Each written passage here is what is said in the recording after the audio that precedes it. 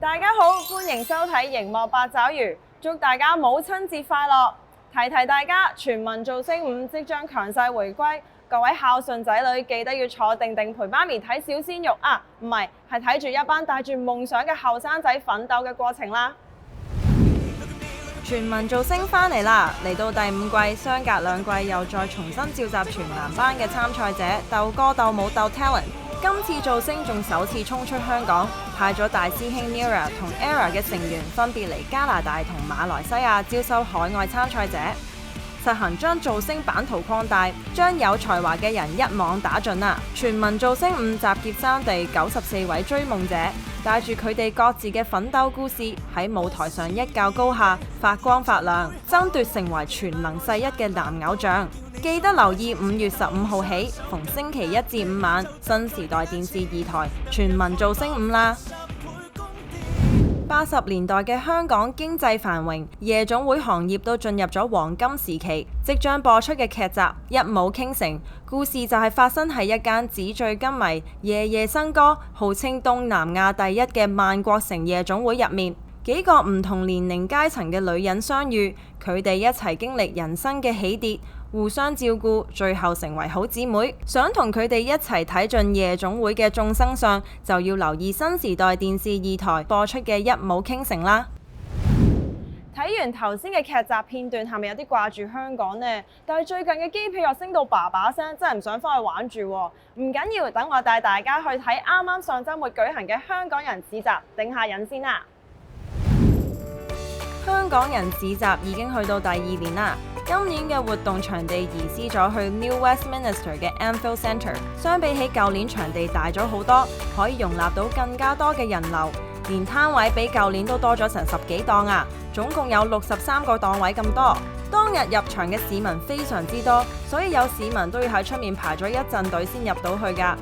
不過好在天氣都唔錯，大家最後都 keep 住咗一個興奮又期待嘅好心情入去行。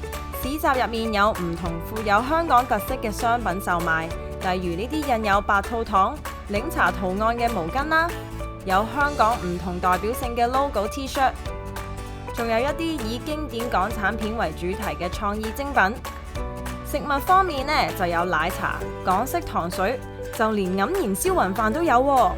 除此之外，仲有好多以傳承香港文化為目的嘅展覽同工作坊俾大家參加㗎。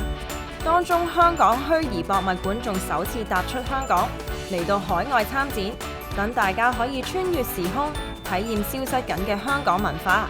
同樣熱愛香港文化嘅我，當然就唔可以輸蝕啦，梗係要親身落場支持下香港人最重要嘅優良傳統文化之一，就係麻雀啦。打咗幾圈都有啲攰啦，周圍行下先，睇下衫，打下卡咁。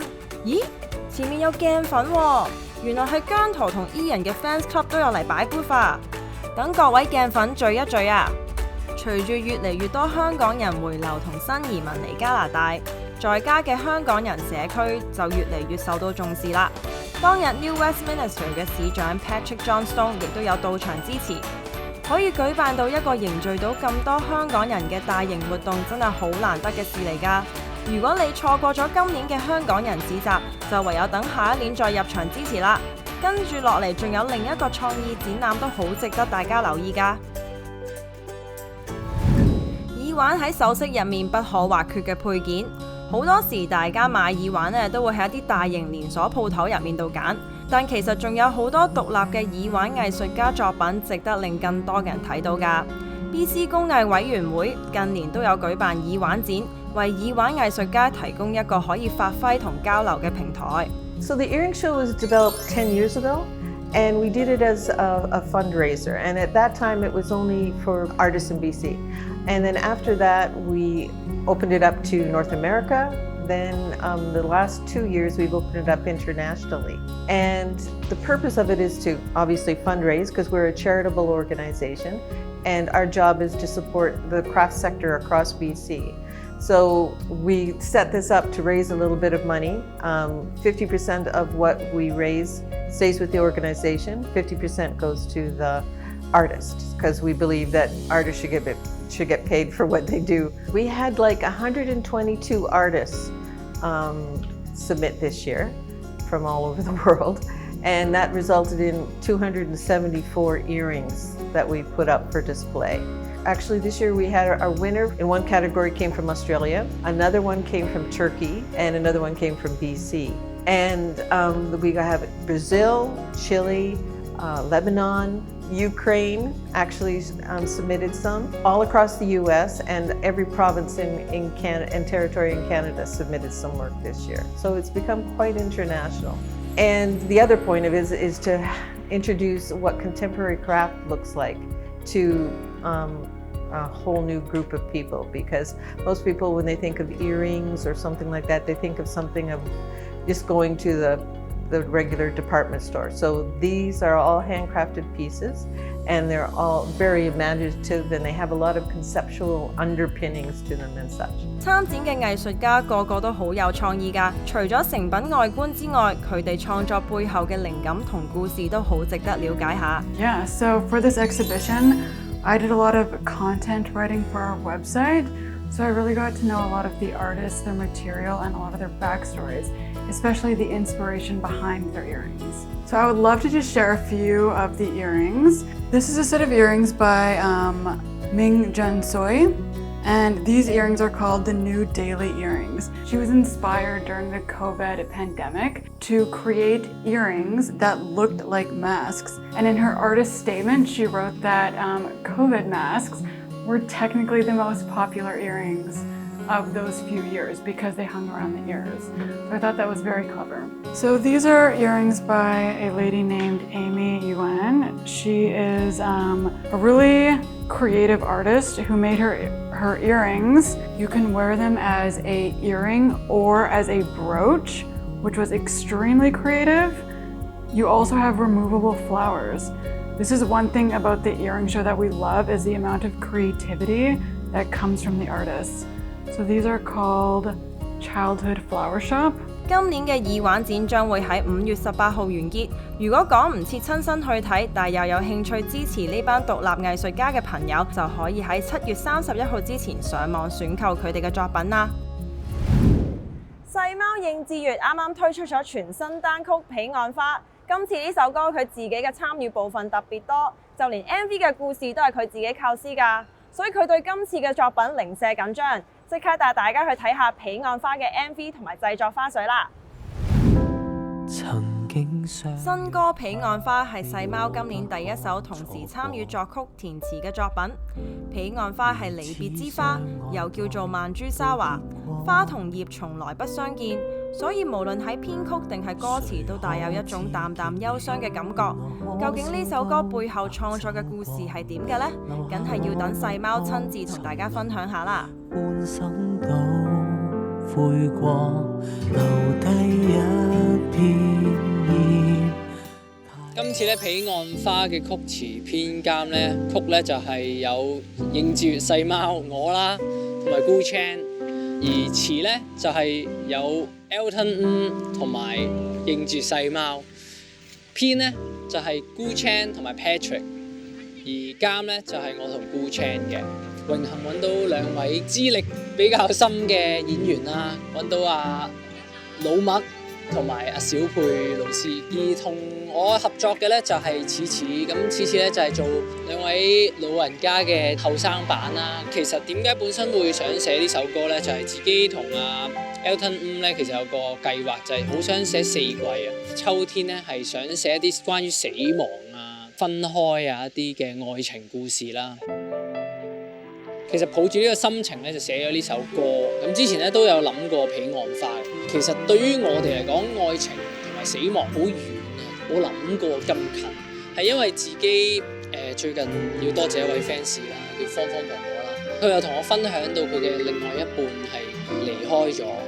咁而我嘅音樂作品又令佢揾到一啲人生嘅動力啊、支持啊。所以我好希望將呢個 message話俾觀眾聽啦，可能大家後生仲未清楚，就係有時愛情可能大家淨係會 focus 喺分開啊、暗戀啊、熱戀啊，但係其實未 focus 到去最終，但係人有一方一定會離開啊。想藉住呢一首歌，即係寫得沉重少少，就係一定會有一方離開嘅時候咧，反而會提醒觀眾珍惜枕邊人。希望大家中意啦，彼岸花。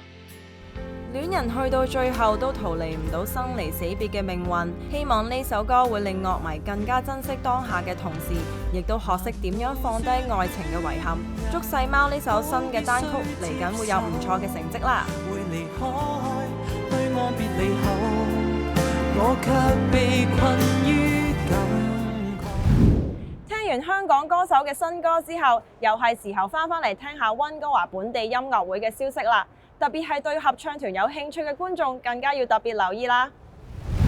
溫哥華國韻合唱團將會舉行以思念為主題嘅39週年音樂會。音樂會上半部分係主要以詩為主題嘅歌曲，當中包括古詞同新詩。今年亦都係合唱團創辦人黃飛賢先生逝世10週年，盧寧指揮特別精選咗多首黃老師生前喜愛嘅歌曲喺音樂會嘅下半部分呈現。音樂會將會喺5月28號舉行，詳情請參閱以上嘅網址。為咗提高大眾對精神分裂症同精神病以及其他嚴重精神疾病嘅認識，卑詩省精神分裂症協會將會呈現一套短劇《Eye of the Storm》，表演將於5月25號星期四喺溫哥華綜合醫院 Patsol 禮堂舉行，詳情請瀏覽以下網址。希望真係有更多嘅人可以透過呢個短劇表演，認識到精神分裂症患者嘅內心世界，同埋提高佢哋對精神病健康嘅意識。將多重意義嘅事情透過短劇表達，就係個非常之好嘅傳達方式啊！你話係咪啊 ，Rick？Lina， 你講得冇錯啊！有意義嘅劇本，咩時候拎翻出嚟演，都一樣值得俾大家欣賞㗎。就好似出色嘅藝人，咩時候出現都咁令人期待一樣啊！轉頭翻嚟，即刻同大家睇睇魅力凝聚新時代嘅嘉賓譚俊彥嘅訪問。廣告之後，我哋繼續熒幕八爪魚。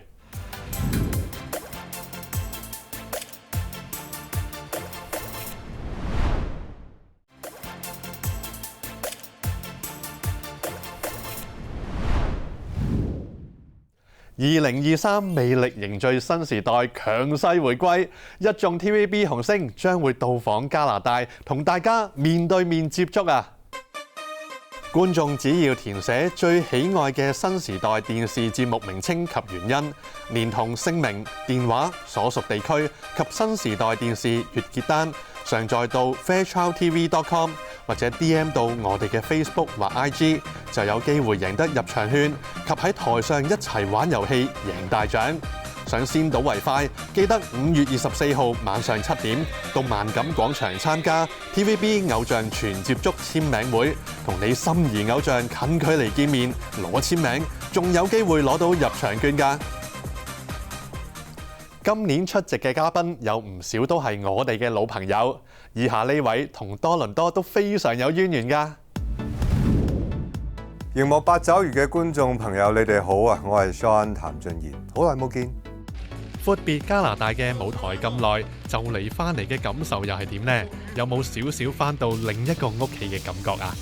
其實我係好開心嘅，因為咧19年嗰陣時翻去，我好耐冇翻過加拿大嘅多倫多，我係喺嗰度讀書嘅，咁所以嗰度咧係可以話我成長嘅地方啦。咁我都好開心，嗰度嘅粉絲朋友見到我嗰陣時候都好親切。咁我希望咧今次，因為疫情太耐啦，我哋成日都戴住口罩，我都見唔到你哋嘅樣。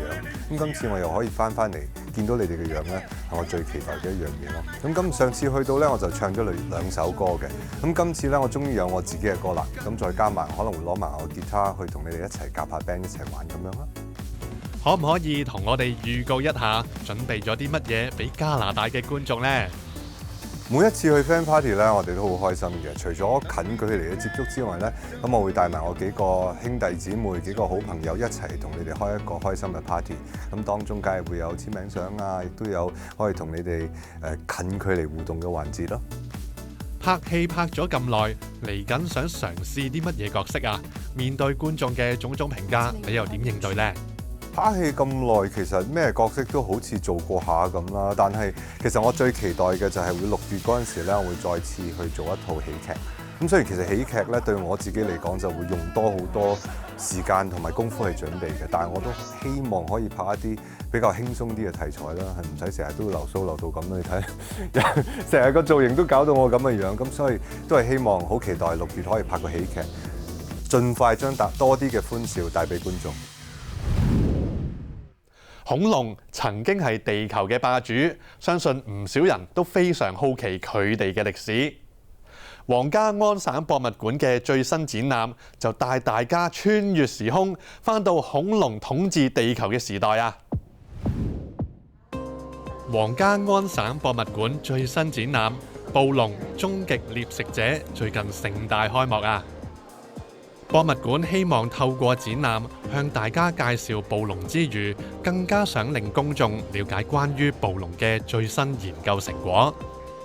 The exhibition here focuses on the most famous dinosaur of all time, Tyrannosaurus rex. It brings together all of the latest research to unveil the biology of this dinosaur icon, a perennial favorite to dinosaur fans and the general public alike. And it reveals surprising new insights into how this animal lived and how it evolved its massive size and the behaviors we associate with it. T-Rex itself was first discovered at the turn of the last century in 1902.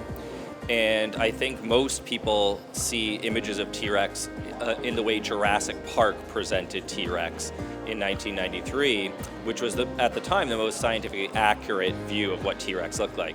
But in the time since Jurassic Park came out and today, those 30 years, we've discovered more T-Rex and other Tyrannosaur fossils and done more cutting-edge research on T-Rex and its relatives than had been done in the previous 100 years since it was discovered.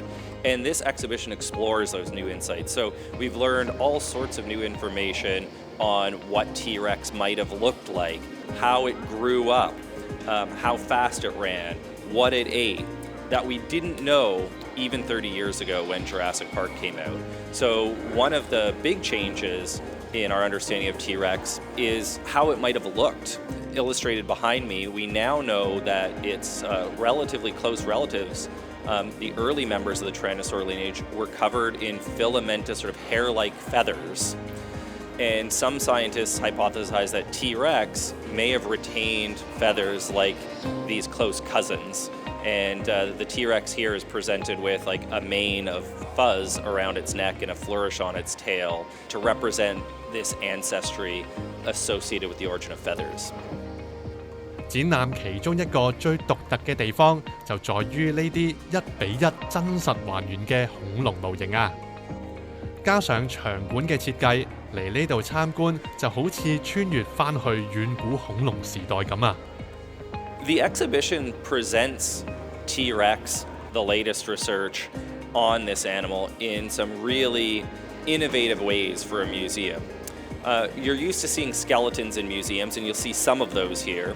But there's life-size recreations of what scientists think these animals looked like. These include T-Rex at multiple different life stages, as well as some of T-Rex's close relatives. And these models are the most scientifically accurate view of what these animals looked like. And seeing them full size is something that's really unique to an exhibit like this. 展覽將會持續到今年9月4號，各位恐龍迷，你哋又點可以錯過啊？唔少父母都會望子成龍、望女成鳳，寵物主人都唔例外㗎。以下呢個年度貓貓展就有唔少貓中龍鳳爭住參加。Whitby 小鎮每年都會舉辦一次大型嘅年度貓貓展覽。喺呢度，大家可以盡情睇貓、玩貓。對於出席嘅貓貓嚟講，更加係一次重要嘅比賽啊！ This show's been around, this is our 66th and 67th show. It's been around since the 80s, I believe. We run with the CCA, which is the Canadian Cat Association. We run a show once a year. Basically what it is, it's for pedigreed and non-pedigreed cats. They come in and compete for best of the best. We have over 100 cats in show and over 25 different breeds, I believe. So basically all the people come in here. We have 4 different categories. We have kittens, which are ages for purebred cats, ages 4 to 8 months, that can compete for best of breed, and then obviously top 10. We have our championship class, which is for our unaltered pedigreed cats, which will be your breeding stock. And then we have a class for our premiers, which are our spayed and neutered. They can be retired cats, they can be breeding cats, they can be pets, anything like that. And then we also have our household pet division. That division's for anybody with a rescue. Your regular cat doesn't need to be papered, doesn't have to be anything. As long as it's got 4 legs. Actually, no, he doesn't even have to have 4 legs. We have one with 3 legs. As long as they're not declawed, they're allowed in the show hall. And they, again, compete for titles. We offer a national award system. 呢隻貓貓阿 Jack 已經參加過比賽超過20次，絕對係前輩中嘅前輩啊！至於佢同佢嘅主人點解會成為呢度嘅常客，原來係有特別意義㗎。佢好乖啊！佢已經係第20次參賽㗎啦。上年佢攞到第1名，係national 第1名啦。呢度去參賽咧。評判唔係淨係睇個顏色，係睇啲毛同埋佢個歲數同埋佢 condition 啦，即係睇下佢夠唔夠生猛啊，有幾大有幾長啊，同埋塊面有冇污糟邋遢啊，呢啲係所有好多即係嗰啲 details 咧係要睇嘅，咁跟住就去俾分咯。嚟呢一度比賽咧，我哋係贏唔到錢嘅，但係我哋係幫咗其他嗰啲細嘅 shelter 咯。咁但係好開心，如果你隻貓贏到係會好開心嘅。主人出力，貓貓出顏值。最緊要都係可以幫助到有需要嘅機構，為流浪嘅毛孩揾返個家。各位辛苦晒啦！今日係母親節，你又準備咗咩節目俾母親大人呢？以下呢個市集就吸引咗唔少乖仔乖女帶媽媽嚟 shopping 啊！今日係母親節，唔知各位靚媽又有咩特別節目呢？